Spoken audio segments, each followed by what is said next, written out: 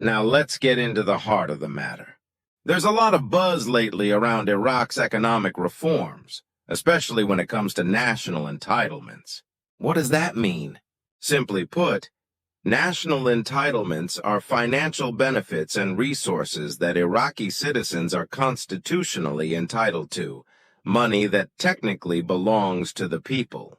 This includes income from oil and non-oil sources, like taxes, border customs, and other forms of state-generated revenue. One of the biggest pieces of this discussion revolves around something called the Hydrocarbon Law, sometimes mistakenly referred to as the Hydrogen Chloride Law, which causes a bit of confusion. The Hydrocarbon Law is a critical piece of legislation in Iraq that would clearly define how oil and gas revenues are shared among the government, local authorities, and, most importantly, the citizens themselves. This law has been in the works for years and is still a hot topic in political and financial circles. If passed, it could be a game changer. It would ensure that a portion of oil revenues goes directly to the people of Iraq, improving public services and raising the standard of living. It could also help bring more stability to regions that have felt neglected economically. But here's the thing. Despite all the speculation, the law still hasn't been implemented. And although some believe it might pave the way for a revaluation of the Iraqi dinar, it's important to be cautious. One law, even a significant one like this, does not determine the value of a country's currency on its own. Speaking of revaluation, often referred to as RV, let's break that down a bit more. An RV is when a government adjusts the official exchange rate of its currency. In simple terms, it can either raise or lower the value of the currency in relation to other currencies. In the case of Iraq, many people are hoping that the dinar will increase significantly in value, allowing those holding large amounts of it to profit. Sounds great, right? But here's the reality. There is no official confirmation that a revaluation is happening anytime soon. No credible financial news outlets, no central bank announcements, nothing solid to support the idea that an RV is imminent. What tends to happen instead is that rumors start circulating in forums, on social media, or from so-called insider sources, creating a wave of speculation. People start hoping for overnight wealth, and that hope can make it hard to see things clearly. But when it comes to investing and financial planning, hope is not a strategy. You need facts, evidence, and a realistic outlook. Now let's shift gears a bit and talk about currency changes, especially what happens when a country decides to remove zeros from its currency, a process that's been done before in countries like Turkey and Zimbabwe. You may have heard the term 3-0 notes. This refers to currency denominations that have 3 zeros at the end, like a 10,000 note or a 50,000 note. These are large bills that, in times of inflation, become less valuable in real terms. In order to stabilize the economy and simplify transactions, countries sometimes decide to lop off those zeros, meaning a 10,000 note would become a 10 note. This doesn't necessarily make the money more valuable, but it does make it easier to manage, calculate, and use in daily life. It can also be a psychological strategy to help rebuild trust in a currency, especially if people are carrying around huge stacks of money just to buy groceries.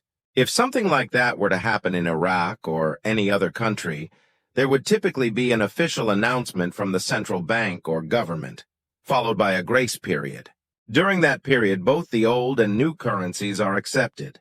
Citizens would have a certain amount of time to exchange their old notes for new ones at banks or approved exchange centers. After the grace period ends, however, the old notes would gradually lose their value and eventually become obsolete. That's why it's so important to act quickly if and when this kind of change is announced. In past examples, Turkey in 2005 is a great one. The entire transition process happened fairly fast. People had just a few weeks to adapt. They didn't have months or years, so if you're someone who's holding on to old currency notes, Or if you've invested in a foreign currency that's rumored to be changing soon, you need to stay on your toes. Don't let those notes sit in a drawer and expire. The steps you should take are simple but crucial. First, always monitor the news for any official updates. Don't rely on secondhand information or rumors. Next, take inventory of what you have. Know exactly which notes you're holding and what their current status is. After that, reach out to trusted banks or licensed exchange services to see what your options are. Some banks even offer incentives or smoother processes during currency transitions, so don't miss out. And finally, share the information with others. If you know people who might also be affected, help them stay informed so they don't get blindsided by changes. Let's also address a major issue that comes up during these kinds of transitions: misinformation. The moment a currency change is hinted at, you'll see rumors fly all over the internet.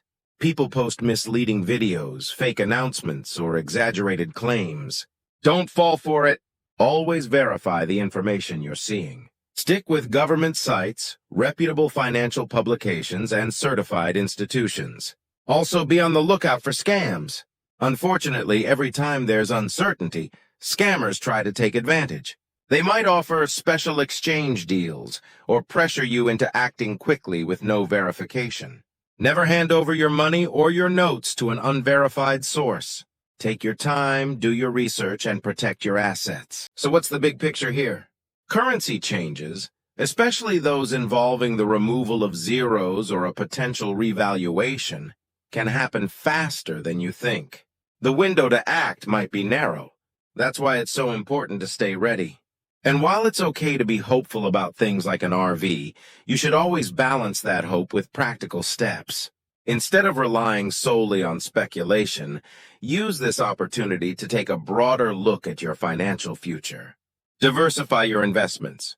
Don't put all your eggs in one basket. Educate yourself about how global markets work, how inflation impacts currencies, and how political developments can influence economies. Follow news from trusted sources, and if you're not sure how to interpret it, speak with a financial advisor who can help you make informed choices. At the end of the day, investing isn't about chasing rumors or hoping for quick wins. It's about building a stable, well-informed foundation that can support you over the long term. And even if nothing happens immediately, the knowledge and awareness you gain from staying engaged will still benefit you. Thanks for hanging out with us today. If you found this information valuable, go ahead and hit that like button. Share this video with friends or family members who might also be following the dinar news or dealing with foreign currency. And if you have any thoughts, questions, or even personal experiences with currency transitions, drop a comment below. We'd love to hear your story. Stay informed, stay safe, and as always, we'll see you in the next video.